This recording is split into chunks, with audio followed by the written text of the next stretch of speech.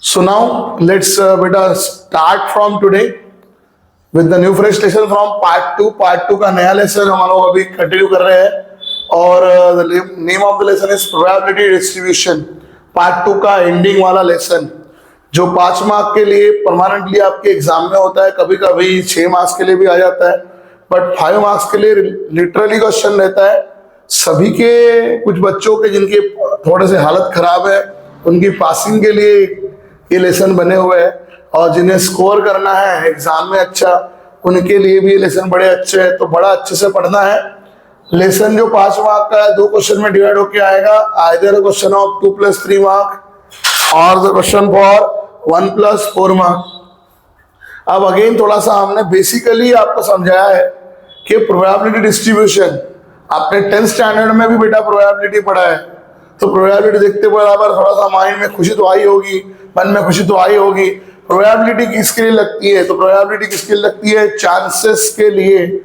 जहां जहां चांसेस की बात आती है, चांसेस मतलब पॉसिबिलिटी, जो वर्ड हम यूजुअली बोलते हैं, शायद आज बारिश के चांसेस है, possibility there will be rain today, शायद आज बारिश होगी, वो शायद चांसेस पॉसिबिलिटी है ना, आज बारिश आने की संभावना बन रही है, तो संभावना शायद पॉसिबिलिटी. मतलब जहां एग्जैक्ट एश्योरेंस नहीं होता है, एग्जैक्टनेस नहीं होती है, वहां प्रोबेबिलिटी होती है. जहां चांसेस है, जैसे 2 टीम मैच खेल रही है ना, इंडिया ऑस्ट्रेलिया मैच चालू है, तो हम बोल रहे शायद आज इंडिया जीतेगी. इसका मतलब ये नहीं है कि सामने वाली टीम हारने के लिए खेल रही है, उल्टा भी हो सकता है. करेक्ट. एक कॉइन मैंने टॉस किया बेटा, तो सेम पता है कि जब कॉइन टॉस करोगे तो याद करो एक तो हेड आएगा या टेल आएगा, बट एग्जैक्ट हेड आएगा या एग्जैक्ट टेल आएगा पता सकते हैं क्या? हेड आया टेल करके नहीं, 2 में से कोई तो भी आउटकम आएगा. एक सांप सीढ़ी का डाइस हम अगर फेंकते हैं तो डाइस में 1 2 3 4 5 6 ये कोई भी नंबर आ सकते हैं, तो आपको आउटकम तो पता है इनमें से कुछ भी आएगा करके, लेकिन एग्जैक्ट 6 आएगा या एग्जैक्ट 4 आएगा ऐसा हम नहीं बता सकते. तो हम बोलना क्या चाहते हैं, याद करो इन जो मैंने अभी बात किया, कॉइन का क्वेश्चन, डाई का क्वेश्चन, ये सब आपने 10th में लगाया था. क्या था ये? जहां रैंडमनेस थी, जहां रैंडमनेस होती है वहां क्या आते हैं? Random experiment. तो हम यही बताना चाहते हैं, प्रोबेबिलिटी किसको लगती है? रैंडम एक्सपेरिमेंट्स को लगती है. Probability always covers the random experiment. जहां रैंडमनेस होती है, एग्जैक्टनेस नहीं है, संभावना है ऐसा होने की. अब ये रैंडम एक्सपेरिमेंट क्या होता है? तो इन शॉर्ट थोड़ा अच्छे से डिफाइन भी आपको बता दिया. ऐसा एक्सपेरिमेंट जहां पर हमें ऑल द रिजल्ट्स ऑलरेडी पता है एडवांस में. जैसे मैंने अभी बोला, एक डाई अगर मैं फेंकता हूं तो मुझे रिजल्ट एडवांस में ही पता है क्या आएंगे, 1 2 3 4 5 6. If a die is thrown तो आउटकम पता है 1 2 3 4 5 6, जिसको हम 10th में सैंपल स्पेस बोलते थे. करेक्ट. तो सैंपल स्पेस हमें पता है, बट एग्जैक्ट 6 आएगा ऐसा बता सकते हैं क्या? कितनी बार तो सांप सीढ़ी खेल रहे हैं या कुछ खेल रहे हैं, 6 जब चाहिए तब 3 आते हैं, या 1 आता है, जब 1 चाहिए तब 6 आता है. तो वही हम वी कैन नॉट प्रेडिक्ट और guess exact result properly. Exact 6 ही आएगा, देख भाई मैंने डाला 6 ही आएगा, बिल्कुल भी नहीं बोल सकते हैं. एक कॉइन को टॉस किया, आउटकम पहले से पता है, कॉइन के टॉसिंग में आइदर हेड या क्या आएगा, टेल. आउटकम ऑलरेडी पता है, एक तो हेड आ सकता है या टेल. बट क्या 100% हेड ही आएगा या जो मैंने बोला टेल वही आएगा? ऐसा हो सकता है क्या? नहीं.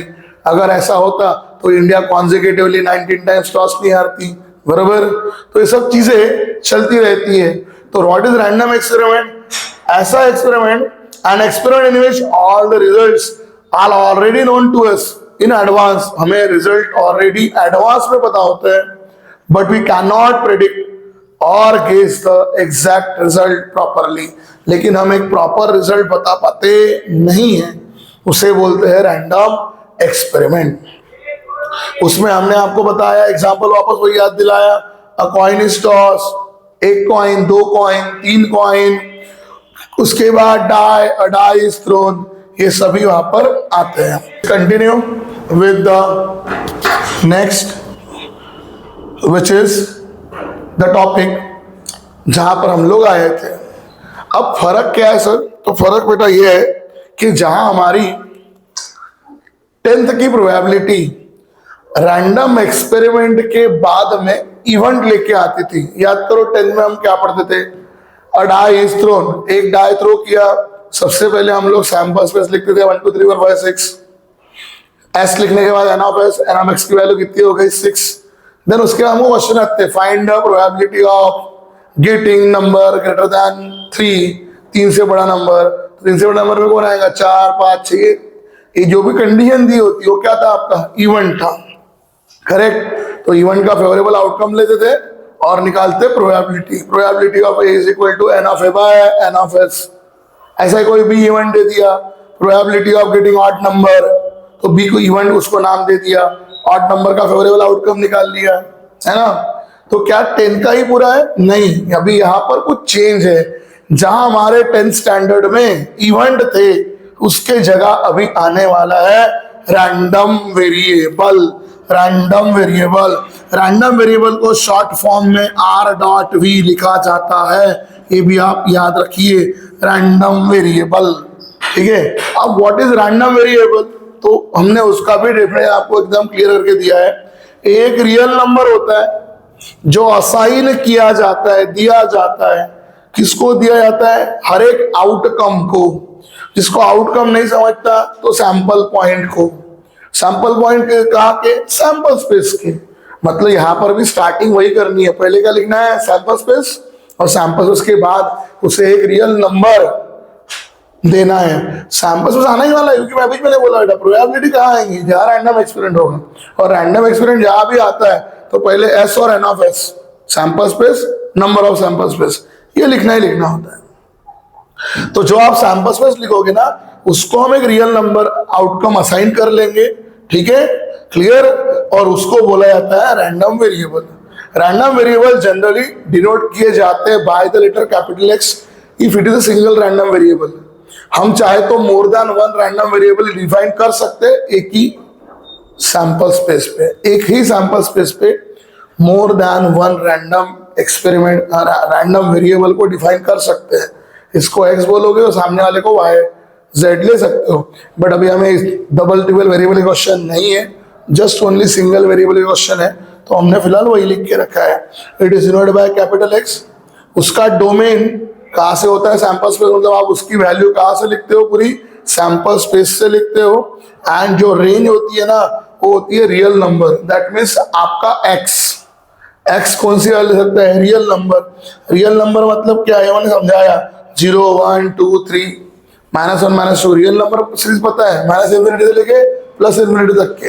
कोई भी वैल्यू आपका रैंडम वेरिएबल ले सकता है। एक्स की वैल्यू निगेटिव या पॉजिटिव हो सकती है, एक्स की प्रोबेबिलिटी नहीं, वो तो 10 में ही पढ़ेगा, probability never be negative, X की वैल्यू पॉजिटिव निगेटिव हो सकती है।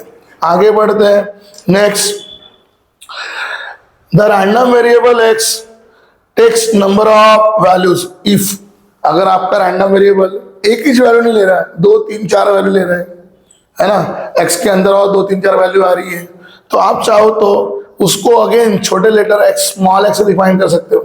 कैपिटल एक्स के अंदर आने वाली नंबर ऑफ वैल्यूज, तो अपन उसको स्मॉल एक्स बोल सकते हैं, ठीक है। अभी अपन पढ़ेंगे क्वेश्चन में तो क्लियर हो जाएगा।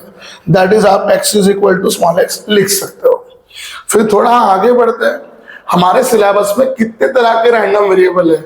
इन our syllabus we have 2 types of random variables, 2 तरह के रैंडम वेरिएबल हमारे पास है, which are, number 1 will be the discrete random variable। discrete random variable, discrete मतलब ही जो फाइनाइट वैल्यू लेगा, फाइनाइट मतलब बेटा गिनती करने लायक या काउंटेबल वैल्यूज लेगा, ठीक है। तो ऐसे कुछ एग्जांपल, जैसे number of children in family, एक फैमिली में कितने बच्चे होते हैं, गिनती कर रहा है, 1 2 3 4 5 6 भरपूर हो गए, ठीक है, तो काउंटेबल वैल्यूज होगा। उसके बाद में number of persons admit in ICU of the hospital, एक दिन में एक हॉस्पिटल में आईसीयू में कितने पर्सन भर्ती होंगे, 1 2 4 3 10 और कितने हो सकते हैं, तो काउंटेबल है। Profit made by investor in a day, एक दिन में इन्वेस्टर ने कमाया हुआ प्रॉफिट, वो भी गिनती लायक हो सकता है, 5 करोड़ 10 करोड़ 15 करोड़ 20 करोड़ 100 करोड़, काउंटेबल हो सकता है, ठीक है।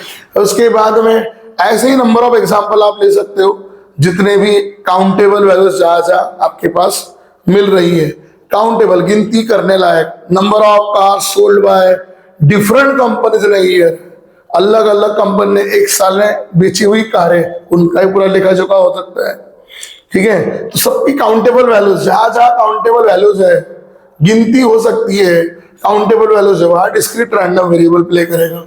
और कंटिन्यूअस रैंडम वेरिएबल कहा जाएगा, तो जहां जहां पर आपकी इनफाइनाइट वैल्यूज आएगी या रेंज वाली वैल्यू आएगी, इनफाइनाइट, जो गिनती नहीं कर सकते, गिनती करना इम्पॉसिबल है। जैसे एज ऑफ द पर्सन, किसी पर्सन की एज, एवरेज एज की बात नहीं कर रहा हूं मैं, एज तो पता है, कोई बंदा 2 साल लगता है, कोई 4 साल, कोई 10 साल, कोई 15, कोई 20, कोई 25, कोई 50, कोई 100 तक के भी लगता है, तो एवरेज। यहाँ पर कोई एग्जैक्टनेस नहीं है, ठीक है। तो ये इनफाइनाइट लेवल तक या रेंज लेवल में अपन बोल सकते हैं। जैसे हम एवरेज वैल्यू 70 साल मानते हैं, है ना, अभी वो भी कम होकर 60 साल के आसपास आ रही है, तो रेंज है एक। देन हाइट ऑफ द, वैसे ही पर्सन, ज्योति आम की हमारी छोटी सी, तो हमारे एक बहुत बड़े ऊंचे भाई साहब 8.25 फीट के, तो हाइट भी काफी वेरी कर सकती है person to person in the range. एक आधा बंदा, player goes to gymnasium, reduction in the weight, reduction in his weight in a month, एक मंथ में उसका वेट कितना कम होगा। तो कोई बंदा अगर जिम में जा रहा है 1 किलो, 2 किलो, 3 किलो, 5 किलो से 10 किलो तक के, वो अपना वजन घटा सकता है, तो वैल्यू स्काई में है, रेंज में है। हाइट ऑफ स्काई स्क्रैपर, ऐसी कोई वस्तु जो आकाश में दिख रही है, बहुत ऊंची दिख रही है, तो ऊंची चीजों की भी हाइट कोई काउंटेबल हो सकती है नहीं है, इनफाइनाइट। तो जहां इनफाइनाइट डेटा आएगा, रेंज वाली चीजें आएगी, उस इनफाइनाइट या रेंज के लिए हमारा एप्लीकेबल होगा कंटिन्यूअस रैंडम वेरिएबल। तो याद रखिए, हमें इसी को ही पढ़ना है। तो चलो इन दोनों में से पहले उठाते हैं नंबर 1। नंबर 1 हमने उठाया, पहला वाला discrete random variable. Discrete random variable के हमारे पास 2 टाइप है यहाँ पे, और कंटिन्यूअस का आखिरी एक वाला, लास्ट टाइप। अब डिस्क्रीट रैंडम वेरिएबल में आते हैं, टाइप नंबर 1 कंटिन्यू करते हैं। टाइप नंबर 1 में सिर्फ हमें क्या पढ़ना है, तो यहाँ पर फाइंड हमें करना है टाइप नंबर 1 में probability distribution, probability mass function and cumulative distribution function. 3 चीजें पढ़नी है टाइप नंबर 1 में। प्रोबेबिलिटी डिस्ट्रीब्यूशन क्या होता है, प्रोबेबिलिटी मास फंक्शन क्या होता है, और कम्युलेटिव डिस्ट्रीब्यूशन फंक्शन क्या होता है of discrete random variable x का। तो क्वेश्चन हमने वैसे डाल के रखा है, 3 कॉइन्स आर टॉस साइमल्टेनियसली। कितने कॉइन टॉस कर रहे हैं, 3। X with random variable of number of hits obtain, आपका एक्स आपको दिखा रहा है नंबर ऑफ हिट्स का रैंडम वेरिएबल। फाइंड करना क्या क्या है बेटा, मुझे फाइंड करना है सबसे पहले प्रोबेबिलिटी का distribution of discrete random variable x. दूसरा एग्जामाइन या शो करके दिखाओ, इट इज अ पीएमएफ, ये पीएमएफ करके दिखाओ of a random variable x. And also find, जो तीसरा मैंने टॉपिक डाला, cumulative distributive function F of x निकाल के दो, ठीक है, एफ ऑफ एक्स। इतने ही 3 टॉपिक है, एक ही क्वेश्चन में 3 टॉपिक लिए, एकदम इजी तरीके से क्लियर हो जाएगा। इतना ही पैटर्न यहाँ पर है। तो चलो शुरुआत करते हैं। आंसर हमने कैसे लिखना है, आंसर की शुरुआत 10 की तरह ही करनी है। देखो सबसे पहले आपके, मैं जैसे मैंने बोला कि प्रोबेबिलिटी में कौन आता है, रैंडम एक्सपेरिमेंट। ये देखो सबसे पहले आपको यहाँ पर रैंडम एक्सपेरिमेंट दिख रहा है, 3 coins are toss simultaneously, yes और नो। शुरुआत बेटा हमें वैसे करनी है जैसे 10th में शुरू करते थे। सिंस कितने कॉइन टॉस कर रहे हैं, 3 coins. 3 coins are tossed simultaneously, 3 coin को एक साथ हम टॉस कर रहे हैं। तो आपको पता है, इसे हमने बोला कि if there is a probability then there will be random experiment. तो रैंडम एक्सपेरिमेंट के रिजल्ट हमें पता होते हैं, इसको सैंपल स्पेस बोलते हैं। They are four sample space is given by, है ना, sample space is given by. थोड़ा सा यहाँ पर पहले डिटेल में समझा दूं। आपको पता है बेटा, एक कॉइन टॉस किया, 1 कॉइन टॉस किया तो कितना आता है रे, हेड और टेल। 2 कॉइन टॉस किया, 2 coin, if we toss 2 coins, 2 coins के लिए कितना आता है रे बेटा? HH, HT, TH और कितना आता है? TT। 4 आउटकम्स आते हैं, ठीक है, क्लियर। एक कॉइन के 2 सिक्के, 2 पहलू, एक होता है हेड, दूसरा क्या होता है? टेल। इसलिए एक कॉइन का HT 2 आउटकम्स होते हैं कॉइन के। 2 कॉइन के कितने आउटकम होते हैं? 4, क्योंकि कुछ बच्चों को अभी वो भी नहीं आता होगा 3 कॉइन्स का लिखना, ऐसे भी बहुत हाल खराब वाले बच्चे होंगे। याद ही बड़ा अच्छा अपन रखते हैं, पढ़ते ही भूलने के लिए हम लोग, बराबर ना। तो एक कॉइन के 2 आउटकम्स, इट्स लाइकवाइज लॉजिक। एक स्टेटमेंट के 2 ट्रू और क्या होता है? फॉल्स, T और F सेम रिजल्ट। तो ऐसे चलते रहेगा। तो 3 कॉइन के ऐसे कितने आउटकम आते हैं? 3 कॉइन के कितने आते हैं? 8 आउटकम्स आते हैं, करेक्ट। एंड द फॉर्मूला, अभी किसको पता नहीं होगा तो मुझे बताना भी जरूरी है, नहीं तो यहीं से गड़बड़ शुरू हो जाएगी। सबसे सिंपल क्वेश्चन में यहीं से गड़बड़ शुरू करोगे। फॉर्मूला क्या होता है कॉइन के लिए? जितने नंबर ऑफ फेस, कॉइन के 2 चेहरे होते हैं, नंबर ऑफ फेस 2 होते हैं, हेड या tail, 2 to the power n is the formula. जैसे एक कॉइन टॉस किया, 2 का पावर 1 कितना हो जाएगा? 2। 2 कॉइन टॉस किया, 2 का square 2 to the power n, n की वैल्यू 2 है तो 4 आउटकम बन जाते हैं, ठीक है। अभी हम कितने कॉइन टॉस कर रहे हैं? 2 to the power n की जगह 2 का क्यूब कर रहे हैं, तो 2 का cube 2 to the power n, it will be 8 outcomes. 8 outcomes होते हैं, नहीं तो बस शुरुआत करने के पहले ही गड़बड़ करना शुरू कर दोगे, इसलिए पहले आपको क्लियर कर दिया। तो 8 आउटकम जो कभी रिपीट भी होते हैं नहीं है, there should not be repetition, क्योंकि ये चांसेस है। तो क्या आते हैं? याद करो, आपने लिखे ट्रिपल एच, है ना, HTH, पहले ट्रिपल H वाला, इसके अपोजिट बाद में ट्रिपल T लिख लेंगे एट द एंड में, फिर आजू बाजू H बीच में T डालेंगे, उसके अपोजिट लिख दो। ये देखो, हमने 2H वाला लिया, आजू बाजू में बीच में T डाला, उसके अपोजिट THT लिख दो। आजू बाजू H की जगह चिपक के भी 2 H आ सकते हैं, डबल HT लिख दो, उसके अपोजिट लिख दो डबल TH। अभी 3 हेड वाले हो गए, 2 हेड वाले हो गए, क्या हो सकता है? HT हो सकता है ना, सिंगल H वाला, उसके अपोजिट कितना आएगा? THH। जैसे हमने बोला ट्रिपल H का अपोजिट कितना बनेगा? ट्रिपल T, ठीक है। सो लुक, जिसको नहीं आता है ये सब चीजें करना भी, उनके लिए टेक्निक बताते हैं। एक कॉइन के 2 आउटकम, हेड और टेल। अभी हमने आपको बताया 3 कॉइन टॉस करने पे कितने आउटकम बनते हैं? 8। तो आपने करना क्या है? HT HT HT HT ऐसे 8 बार लिख देना है, head tail head tail head tail head tail. फिर उसका एक का डबल करेंगे, double H double T double H double T, है ना। पहले एक बार H एक बार टेल लिखा, तरीका बता रहे, फिर 2 बार H 2 बार टेल लिखा। अभी एक का डबल किया था 2 टाइम्स, अभी 2 का और डबल 4 टाइम्स। तो यहाँ पर लिख दीजिए 4 टाइम्स H और 4 टाइम्स T। तो ये बने आपके outcome, triple H triple T double HT, ठीक है। हर तरह का आउटकम आप देख सकते हो यहाँ से, इस तरह से। तो ये 8 आउटकम आप ऐसे भी याद रख सकते हैं, इनको अभी भी नहीं आते। तो दिस इज सुनाओ। अभी हमारे पास ये हमने सैम्पल्स लिख दिया। So therefore n of s, जो पहले आपको बताया 3 कॉइन का 8 आउटकम, याद रखना है 8 आउटकम आते हैं, 8 ही लिखने हैं, 7-6 लिख के काम नहीं होगा। दूसरी चीज, 8 आउटकम इंडिविजुअल है, मतलब डिफरेंट है, nothing will get repeated, repetition कुछ भी नहीं है। अगर आप कोई रिपीट करते हो 8 लिखने के लिए तो चलता नहीं है, पहले ये भी क्लियर रखिए। 10 से प्रोबेबिलिटी पढ़ते आ रहे हैं, उन चीज़ों के ध्यान रखने चाहिए। हर एक आउटकम अलग अलग होता है, इंडिविजुअल होता है, ठीक है। तो n ऑफ s की वैल्यू कितनी आ गई है? 8। अब आगे बढ़ते हैं। हमारा अब तक बेटा से भी ये किया हमने, रैंडम एक्सपेरिमेंट। अभी जाते हैं x विद रैंडम वेरिएबल। किसका रैंडम वेरिएबल है बेटा? ये नंबर ऑफ हिट्स के लिए। चलिए इसको डिफाइन करते हैं अभी। लेट, जो उन्होंने बता दिया है, capital X be the random variable of number of hits obtained number of heads वाला है आपका random variable, therefore it can take the values. ये क्या क्या वैल्यूज यहाँ पर ले सकता है? It can take the values. कैसे सॉल्व करते हैं अभी वो तरीका देख लीजिए सामने।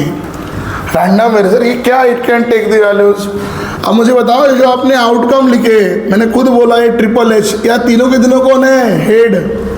तो यहाँ ट्रिपल टी में एक भी हेड नहीं है, और हमें वही तो पूछा है नंबर ऑफ हेड्स। तो बेटा समझो ये ट्रिपल टी में कोई भी हेड नहीं है, मतलब हेड की वैल्यू कितनी आती है? 0। ठीक है, हेड का वैल्यू यहाँ पर 0 आता है, पहली चीज।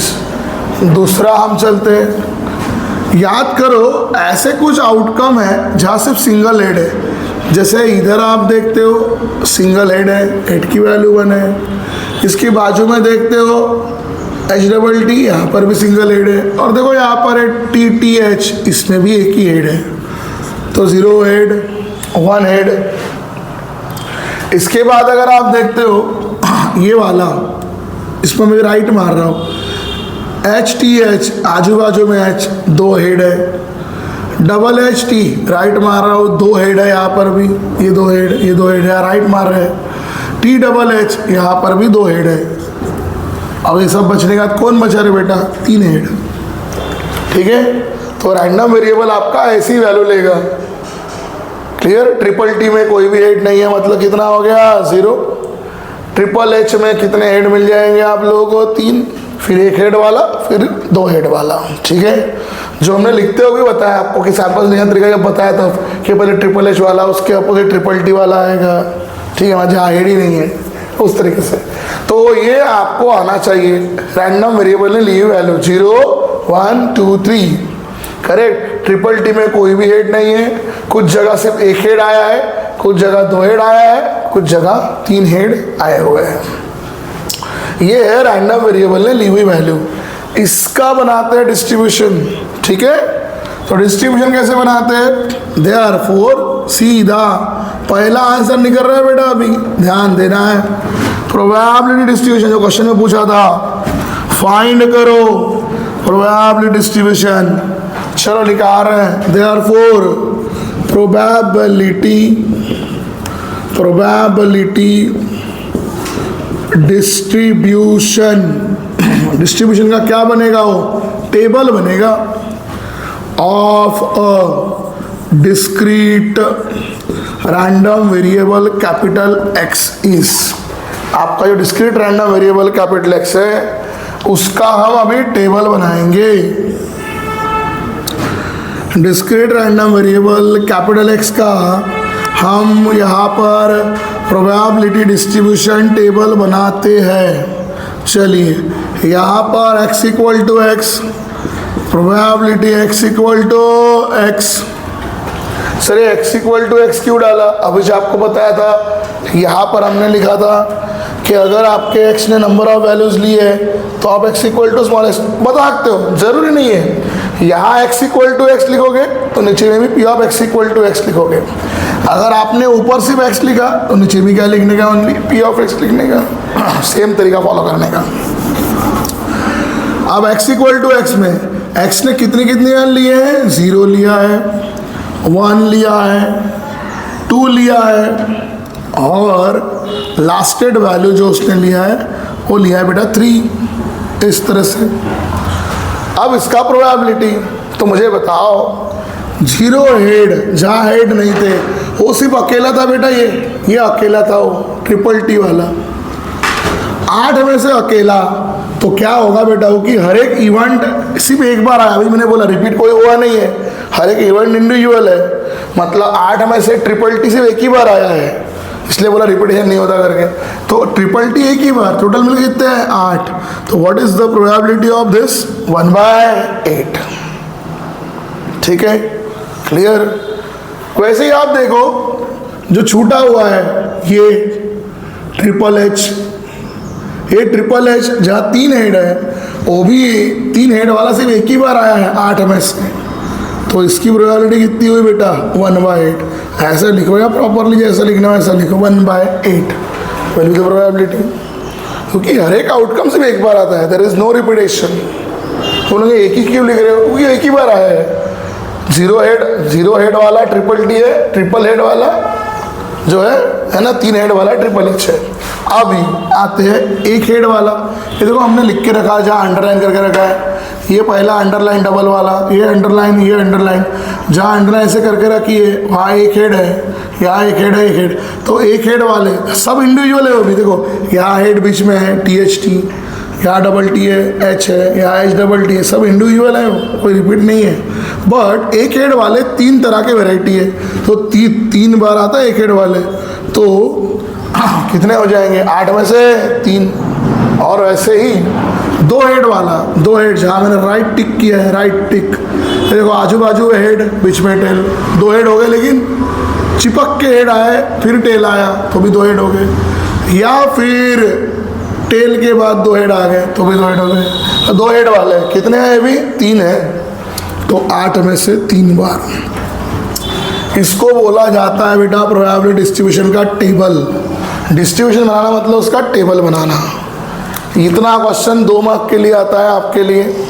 एक कंसेप्ट में सब कवर करना है, क्यों, इसलिए ऐसा क्वेश्चन लिया है हम लोगों ने। अब आगे बाजू में क्या शो करना है बेटा, शो करने को बोला है कि it is a PMF। Sir PMF show कैसे करते हैं, तो डायरेक्ट तो नहीं, बेटा चेकिंग करो।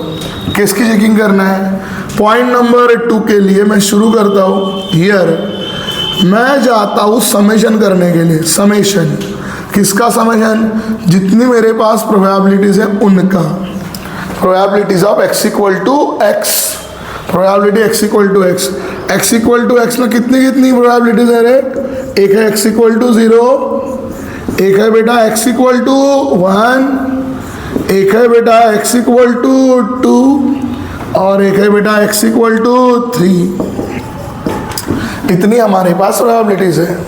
अब इन सभी प्रोबेबिलिटीज का एडिशन करते हैं। x इक्वल टू x की वैल्यू, 0 की वैल्यू कितनी आती है, 1/8, ये आपके सामने लिखी गई है। Probability x equal to, x equal to x की जगह तो स्मॉल x की वैल्यूज है, इसलिए तो बोलोगे कैसे डाल रहे हो, ये स्मॉल x की वैल्यू, क्योंकि इधर ही लिख के दिया था आपके। अगर मान लो आपके discrete random variable number of value लिए तो आप स्मॉल x दिखा सकते हो करके, तो वही चीज़ें है वो। x equal to 0, x equal to 0, 1, 2, x equal to 1 की प्रोबेबिलिटी कितनी है, 3/8, डालते चलो। x इक्वल टू 2 की प्रोबेबिलिटी कितनी है, 3/8, और x इक्वल टू 3 की प्रोबेबिलिटी कितनी है, 1/8। सबके बेस बेटा सेम है, सबका बेस सेम है, तो 8 आ गया, बेस सेम। न्यूमरेटर ऐड करना पड़ेगा कि बेस सेम है, तो 1 + 3 4 + 3 7 + 1 8। If I am going to add तो मुझे क्या मिल रहा है, 8/8। 8/8 मतलब कितना मिल रहा है, 1। तो इस तरह से मेरे पास समेशन सभी प्रोबेबिलिटीज का कितना आया, 1। और याद करो मेरे टेबल में जितनी प्रोबेबिलिटीज दी है, जितनी प्रोबेबिलिटीज दी है, अगर उसका समेशन कितना आता है, 1, तो वो कहलाता है PMF। तो मैं ये तो आंसर निकाला, अभी रीजन लिख रहा हूँ। हियर सिंस, क्या since, summation of all probabilities of x is equal to x, ये 1 आया है, 1 आया है, इसलिए ये कहलाएगा PMF। Therefore it is a PMF। PMF मतलब प्रोबेबिलिटी मास फंक्शन, प्रोबेबिलिटी का P, मास का M, फंक्शन का F। Therefore it is a PMF, probability mass function, PMF। ये प्रोबेबिलिटी मास फंक्शन का शॉर्टकट है PMF, ये PMF है। तीसरा एंड लास्ट पॉइंट अभी हम यहाँ पर कवर करते हैं बाजू में। साथ में मुझे क्या शो करना था, it is a cumulative, show नहीं करना था, निकालना था, उसका CDF फंक्शन निकालना है। कम्युलेटिव 3 ही टॉपिक है बेटा इस टाइप नंबर 1 में। ऐसे ही क्वेश्चन आपको आने वाले अभी अक्खे टाइप में, सेम क्वेश्चन, सिर्फ इसमें फाइंड वैल्यू आपके वगैरह मिल सकता है। तो सुनो, तीसरा पॉइंट नंबर 3 क्या निकालना है तीसरे में, देखो PMF शो तो बेटा अपना हो गया। अब आखिरी फाइंड करना है कम्युलेटिव डिस्ट्रीब्यूशन फंक्शन। तो मैं लिख रहा हूं cumulative distribution function f of x, capital f of x is given by। Sir अब ये कैसे निकालते हैं? एक वर्ड आप थोड़ा सा सुनकर शायद माइंड में थोड़ा क्लिक होना चाहिए था, कम्युलेटिव। ये कम्युलेटिव वर्ड आप 10th स्टैंडर्ड में पढ़े हो, cumulative frequency, less than type, greater than type 9th और 10th में पढ़ चुके हो, ठीक है। अब मैंने इसे बनेगा नोटेशन कोई भी डाल देता हूँ, मैं डाल रहा हूँ x, p of x, f of x। यहाँ पर भी x equal to small x लिख सकते हैं, बट जगह भी कम है थोड़ा सा, तो हम वही लिख रहे हैं। f ऑफ x कैसे निकालते हैं? तो सुनो, देखो, समझो। अब हमारा x की वैल्यूज क्या क्या है आपको पता है? x ने ली वैल्यू है 0 है, 1 है, 2 है और 3 है, ठीक है, क्लियर। फिर एक और बॉक्स आपने बचाया, जी हाँ, किस चीज़ के लिए बताते हैं, थोड़ा ध्यान देना है। मैं जानबूझ के ना, क्योंकि अभी आपने वहाँ पर शो कर दिया है कि ये कौन है, पीएमएफ। अभी इस क्वेश्चन में हमने बता भी दिया है पीएमएफ, तो इसका मतलब हमने प्रूव कर दिया है कि टोटल 1। ये भाई इसलिए बाजू में लिख रहा हूँ टोटल, बाजू में लिख रहा हूँ टोटल, ठीक है। तो देखो आपके p ऑफ x की वैल्यूज क्या क्या आई थी आपके सामने? 1/8, 3/8, 3/8 और ये 1/8, जिसका आपने जब टोटल किया तो कितना मिला? 1। कभी भी याद रखना, पेपर में ऐसा टेबल दिख रहा है, बाजू में टोटल में 1 लिखा है, टोटल वर्ड नहीं भी लिखा है, इधर में 1, प्रोबेबिलिटी के सामने एट द एंडिंग में 1 लिखा है, एक्स्ट्रा कॉलम बना के। वो 1 का मतलब ही क्या इंडिकेट कर रहा है आपको? पीएमएफ है, क्योंकि अभी हमने क्या देखा, if the addition is 1 then it is क्या होता है? पीएमएफ। तो वो सामने अगर एक आधा कॉलम एक्स्ट्रा बना के 1 लिखा है, मतलब वो कौन है? अपना पीएमएफ है, ठीक है। अब हमें क्या निकालना है बेटा? रिपीट बता रहा हूँ, कम्युलेटिव डिस्ट्रीब्यूशन। सर कम्युलेटिव क्या होता है? कम्युलेटिव में बेटा एडिशन कर, जैसे लास्ट ईयर करते हैं, याद करो, इधर में फ्रीक्वेंसी कॉलम होता था एफ और इधर सी एफ निकालते थे।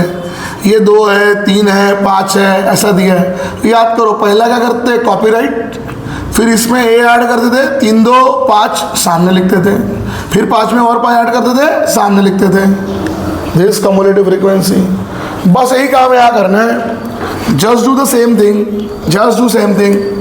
पहला कॉपीराइट 1/8, 1/8 में ये ऐड करोगे, 1/8 प्लस 3/8 4/8, मतलब ये इन दोनों का एडिशन हो गया कम्युलेटिव में, ठीक है। पहला कॉपीराइट, दूसरा इसमें ये ऐड किया, वो लिखा। अगेन एरो दे ही रहा हूँ मैं, इसमें ये ऐड कर लो, नीचे लिख दो 4/8 प्लस 3/8 7/8। आखिरी वाला ऐड कर लो, अगेन 7/8 प्लस 1/8 8/8। 8/8 मतलब कितना? 1। 8/8 मतलब कितना? तो बोलोगे 1 कैसे लेगा? तो मुझे बताना क्या है, जो हमारे प्रोबेबिलिटी के टेबल में एट द एंड में 1 आता है, वो यहाँ पहले मिलेगा, वो यहाँ पर पहले मिलेगा। यार वो थोड़ा छोटा कर दूँ दिखाने के लिए, सिर्फ रख दूँ आपको, बाकी तो मैं हटा दिया। तो जो हमारे पीएमएफ में प्रोबेबिलिटी मास फंक्शन में एट द एंड में 1 मिलता है, वो हमारे कम्युलेटिव में क्या मिलता है? पहले ही मिलता है, लास्ट कॉलम में ही, उसके पहले थर्ड वाले इसमें। तो इस तरह से होगा। और एक बार देख लो, 1/8 कॉपी हो गया, 1/8 में अपन ने ऐड किया 3/8, 1/8 प्लस 3/8 4/8, 4/8 प्लस 3/8 7/8, 7/8 प्लस 1/8, 7/8 में 1/8 अगर ऐड करते हैं तो बनेगा 8/8, 8/8 मीन्स 1 बन जाएगा, ठीक है। तो इस तरह से है। तो देखो एक ही टॉपिक में जितने कंसेप्ट है एक ही क्वेश्चन में कवर कर दिए, अदरवाइज आप 10 क्वेश्चन लेके बैठे होते, चीज़ें कवर होते। क्वेश्चन तो हम लेने वाले हैं, don't know issues, find values and all सब चीज़ें। अब हम यहाँ पर आपको और कुछ नोट लिख दे रहे, छोटी छोटी। नोट नंबर 1, इफ शॉर्ट में ही लिखते रहे, ज़्यादा बड़ा नहीं लिखना है, इन शॉर्ट ही नोट लिखनी है। पहला, इफ अगर आप कभी समेशन निकालते हो probability x equal to x का और वो 1 आता है, then it is a PMF.